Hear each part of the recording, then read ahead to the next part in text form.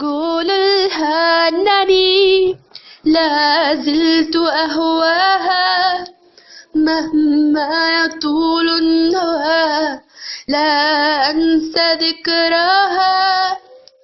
هي التي علمتني كيف أعشقها، هي التي سقتني شهد رياها.